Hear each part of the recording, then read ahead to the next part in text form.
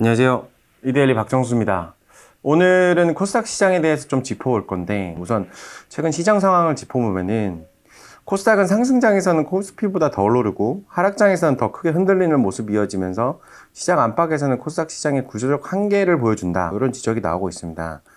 올해 상승률 살펴보면은 코스피는 4,200선에서 7,800선까지 85% 이상 올랐고, 지난 15일날 장중 8,000선을 돌파하기도 했는데 그 뒤로 급락세를 보였더라도 전날 보면 한 8% 이상 반등했거든요.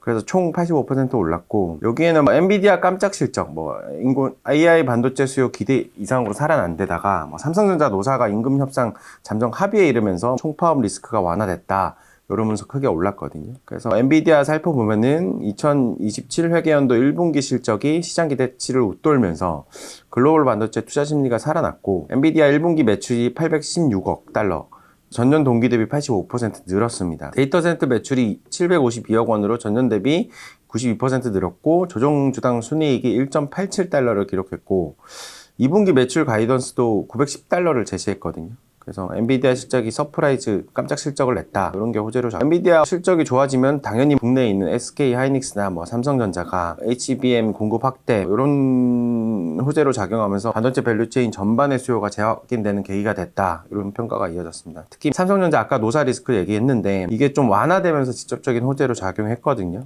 지난 20일 밤 임금 협상에 잠정 합의했고, 노조 조합원들의 찬반 투표가 남아있긴 한데 20일로 예상됐던 총파업이 유예되면서 시장에서는 이제 삼성전자 파업 리스크가 완화됐다, 이렇게 받아들였습니다. 그래서 노무라 증권이 이제 최근 보고서를 하나 냈는데, 기업 실적과 ROE 중심의 상승 사이클이 전개되고 있다, 이렇게 분석하면서 올해 코스피 목표 범위를 기존 7,500에서 8,000포인트 이렇게 짚었었는데, 지금 최근 보고서는 1만이랑 1만 1000포인트까지 상향 조정했거든요. 코스피 목표치가 1만 1000선을 제기된 건 이번이 처음인데, 기존의 외국계 증권사 모건 스탠리가 올 연만 전망치 9,500선 이렇게 제기하기도 했고, 일부는 1만 선 돌파도 얘기했는데 1만 1000선은 처음이다. 그래서 국내 SK 하이닉스 목표 주가 400만 원까지, 삼성전자는 59만원까지 각각 제시했습니다. 코스피는 이렇게 불장이 이어질 걸로 보고 있는데, 같은 기간 코스닥 지수는 올해 들어서 920선에서 1100선, 이날 아직 개장 전인데 1120선까지 올랐다 하더라도 19%, 20% 상승에 그쳤거든요. 아까 코스피 상승률의 4분의 1 정도 수준입니다. 반도체 대형주 중심으로 수급이 쏠리면서 코스닥 주요 업종 보면 2차 전지나 바이오가 시총 상위주에 있으니까 상대적으로 소외되고 있거든요. 그래서 상승장에서도 뚜렷한 주도 업종이 형성되지 못하고 코스닥 시장 전반의 부진이 이어졌다는 분석입니다. 그래서 시장에서는 코스닥 디스카운트다, 예전에 보면 코리아 디스카운트 이런 얘기 나왔는데 이제는 코스닥 디스카운트다, 이런 현상이 고착화되고 있다, 이런 평가가 나옵니다. 그래서 이준서 동국대 경영학과 교수한테 좀 여쭤봤거든요. 그랬더니 같은 기업이라도 코스닥 코스피에서 시장에서 부여하는 밸류 차이가 너무 크다, 그래서 현재 구조에서는 우량 기업들이 이정 상장을 고려하는 게 자연스러운 흐름이다, 이렇게 평가했습니다. 그래서 알테오젠이 최근에 코스피 이전 추진 얘기가 나오면서 시장에서 좀 얘기가 나왔거든요. 지금 시총 3인데 지난해 12월 임시주총에서 코스피 이전 상장하는 안건을 의결했습니다. 그래서 최근에 벤처캐피탈 협회랑 코스닥 협회, 벤처기업 협회, 이렇게 3개 협회에서 입장문을 냈거든요. 지난 13일날. 코스닥 우량 기업이 시장의 잔류의 혁신 생태계와 시장 신뢰를 함께 지켜나가 달라, 이렇게 호소했습니다. 협회 세 곳은 코스닥은 단순 자금 조달 시장이 아니라 혁신 벤처기업이 도약하는 플랫폼이다. 선도기업이 시장에 남아서 성장할 때 투자자 신뢰가 유지되고 후속 기업의 도전과 모험 자본 유입이 이어지는 선순환 구조가 형성됩니다, 이렇게 강조했고, 반대로 우량 기업이 이탈하면 시장 투자 매력도가 떨어지고 신뢰 기반이 약화되니까 혁신 생태계 전반에 부정적인 영향을 줄 것 같다, 그래서 좀 남아달라, 이렇게 호소하는 얘기를 했고, 근데 과거부터 살펴보면은 한 20년 전부터 제가 데이터를 봤거든요. LG텔레콤, 지금 현재 LG U+고 NHN, 네이버, 그리고 셀트리온까지 업종 가리지 않고 좀 코스닥 흐름이 수십 년째 반복되고 있더라고요. 그래서 20년간 시총 상위 기업 변화를 살펴보면은 코스피는 삼성전자랑 하이닉스, 현대차 등 대표 대형주 체제가 장기간 유지되고 있고 시장 연속성이 이어되는 모습을 보였습니다. 근데 코스닥 시총 상위 기업들 보면은 대장주들이 따라서 코스피로 이동했거든요. 그래서 2006년이랑 2007년에 코스닥 시총 1위였던 NHN이 2008년에 코스피로 이전했고, 이후에 2010년과 2013년까지 그리고 2015년에서 2017년까지 연말 기준이에요. 연말 기준으로 시총 1위 기록했던 셀트리온이 2018년에 코스피로 옮겨갔습니다. 그리고 셀트리온 이후에 셀트리온 헬스케어라고 있었는데 여기 기업이 이제 셀트리온이 빠지니까 시총 1위를 지켰었는데 23년에 이제 셀트리온에 흡수 합병됐고 이후에 2024년이랑 2025년 연말 기준으로 시총 1위였던 알테오젠이 지금 현재 코스피 이전 추진 중이다 보니까 한 20년 동안 시총 1위 대장주들이 거의 다 옮겨가고 있다.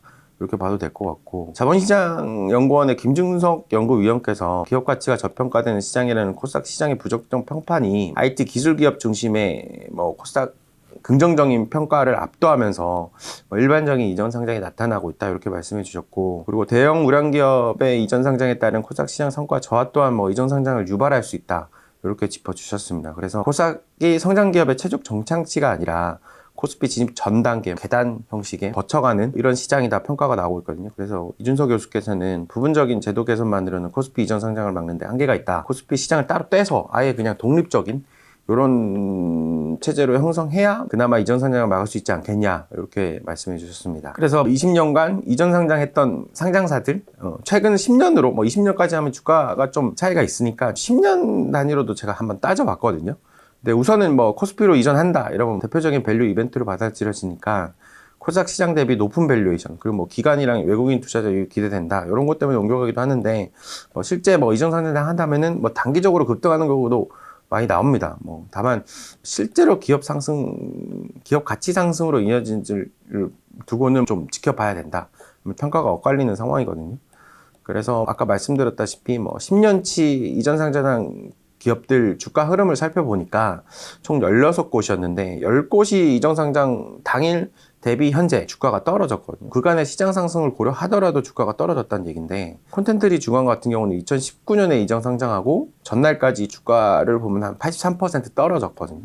이외에도 한국토지신탁이나 포스코 DX, MC넥스, PI 첨단소재, 셀트리온도 보면 한 20% 떨어졌거든요. SK 오션플랜트도 한 18%, 파라다이스는 0.5% 떨어졌는데 거의 똔똔이라고 보면 되겠죠. 그래서 반면에 상승한 종목도 있긴 합니다. 포스코 퓨처에는 한 340% 올랐고 카카오는 한 96%. 근데 이런 급등한 사례는 일부고 LNF가 2024년에 이전 상장했는데 상승률이 2%에 그쳤거든요. 그래서 코스피 이전에 대한 실제 효과를 둘러싼 평가가 좀 엇갈리는 상황인데 박영규 카톨릭대 경영학과 교수 논문을 제가 봤거든요. 주식시장 이전에 대한 유동성 가설 검증. 아까 말씀드렸다시피 이전하게 되면 기업들 유동성이 늘어난다. 아니면 기관 자금, 패시브 자금이 기대된다 했는데 이전 상장 기업들이 이전하기 전부터 어차피 코스닥 대형주였으니까 유동성이 원래부터 낮지 않았고 이전 상장 이후에도 뚜렷한 유동성 개선 효과가 확인되지 않았다고 분석이 돼 있더라고요. 그리고 이전 상장 이후에 1개월, 3개월, 6개월, 12개월 단위로 유동성 변화를 분석했는데 유의미한 개선 효과는 발견되지 않았다. 그래서 시장에서 일반적인 통념과는 다소 다른 결과다. 이렇게 결론을 내주셨는데 결국에는 단순한 유동성 효과보다는 코스피 프리미엄 요거에 대한 기대가 더 크지 않겠냐. 이런 말이 나오는데 자본시장연구원 또한 셀트리온이 이전 상장을 당시에 보고서인데 한 40개 이전 상장사 대상으로 추진한 배경을 좀 집계했거든요. 그래서 조사 대상 기업 가운데 한 76%가 코스닥 시장에서 기업 가치가 저평가되고 있으면 이를 개선하기 위해 이전 상장을 추진한다.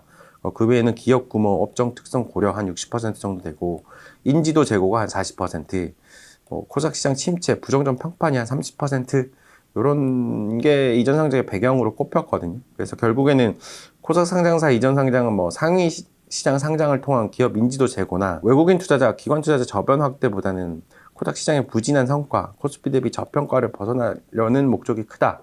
결론적으로는 코스닥 시장 평판의 문제로 귀결된다. 이렇게 짚어주셨습니다. 그래서 전문가들은 이전 상장을 단순 기업 이벤트보다는 코스닥 시장 구조적인 문제로 봐야 된다. 이렇게 지적하고 있습니다. 그래서 현재 구조에서는 이전 상장을 받기 어려운 상황이다. 그래서 최근에 코스닥 1, 2부로 나눠서 승강제로 하겠다 하는데 이거에 대한 것보다는 시장 경쟁성을 높이고 완전히 독립된 구조 개편 논의가 이루어져야 된다. 이렇게 얘기가 나오고 승강제를 좀 살펴보면은 코스닥 시장을 3개 리그로 재편하는 승강제 도입을 준비 중이거든요. 시가총액, 영업실적, 지배구조 등을 반영해서 상위와 하부 리그를 나누고 일정 기준에 따라 승격과 강등이 이루어지는 구조인데요. 코스닥 신뢰도를 높이고 우량기업 중심의 투자 환경을 조성하겠다는 구상입니다. 그래서 한국거래소는 다음 달에 시장 설명회랑 의견 수렴 절차를 거치고 7월 달에 코스닥 개설 30주년 행사에서 최종 개편 방향을 확정 공포할 계획이거든요. 실제 제도 시행 시점은 한 12월 초로 예상하고 있습니다. 이 승강제 얘기가 나왔던 게 3월 달에 청와대에서 열린 자본시장 안정과 정상화 간담회 계기로 등장하기도 했는데,